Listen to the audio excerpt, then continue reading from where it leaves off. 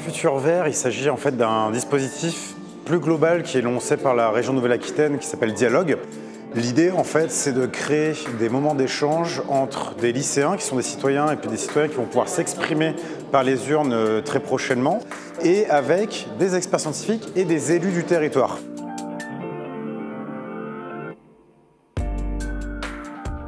Le but, c'est que ces lycéens-là, sur plusieurs mois, s'accaparent des questions environnementales qui sont en lien avec leur territoire. Donc, on a pu découvrir 4 demi-classes de lycéens qui se sont appropriés des questions sur la ressource en eau, les mobilités durables, la biodiversité en faisant le focus sur les abeilles et puis également les questions des énergies renouvelables avec la question du photovoltaïque.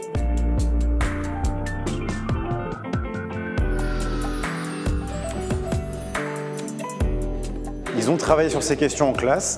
On a fléché, nous, Récréasciences, des experts sur le sujet, donc soit des gens du monde associatif qui sont engagés sur ces questions-là, ou même des enseignants-chercheurs de l'Université de Limoges pour les aider à monter en fait ce qui s'appelle un rendu, c'est-à-dire un discours et puis ensuite des questions qu'ils pouvaient poser aux élus.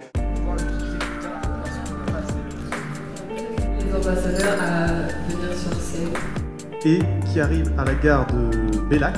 Environ 40 minutes de trajet. Cette journée était quand même plutôt enrichissante, j'ai beaucoup aimé personnellement. On a fait plusieurs activités. On a commencé par une activité sur notre éloquence, donc on a appris à mieux s'exprimer. C'était vraiment très intéressant. Franchement, j'ai beaucoup aimé. Un petit conseil pour se sentir bien.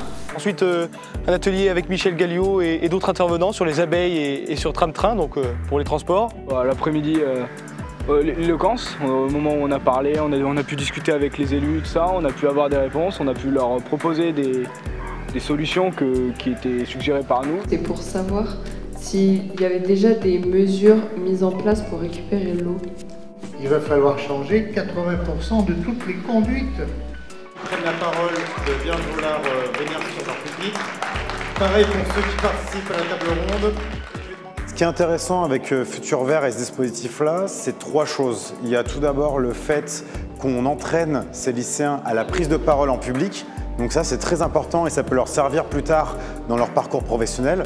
Il y a ensuite l'idée aussi de les initier à la citoyenneté et à la vie civique, c'est-à-dire qu'ils puissent être aussi quelque part des acteurs de la parole sur ces questions-là, comme des ambassadeurs, nous on les appelait des ambassadeurs, où ils prenaient la parole et après posaient ces questions-là auprès des élus pour essayer d'avoir des réponses concrètes et peut-être aussi savoir quelles sont les solutions qui sont déjà posées sur le territoire. Puis enfin, le 3e point, c'est d'avoir une curiosité supplémentaire sur ces questions-là. Soit en s'engageant dans le monde associatif, ou alors carrément même en s'engageant bien auprès de diverses collectivités territoriales pour faire bouger les choses. Donc voilà, nous on les initie à ça, on permet ça par cette journée-là. Et puis s'il y en a quelques qui ont envie de prendre à bras le corps le projet, là on a gagné. Donc c'est ça Futur Vert si je devais résumer. 3, 2, 1, Futur Vert! Conseiller à tous les lycéens et à un maximum de personnes de vivre cette expérience très enrichissante.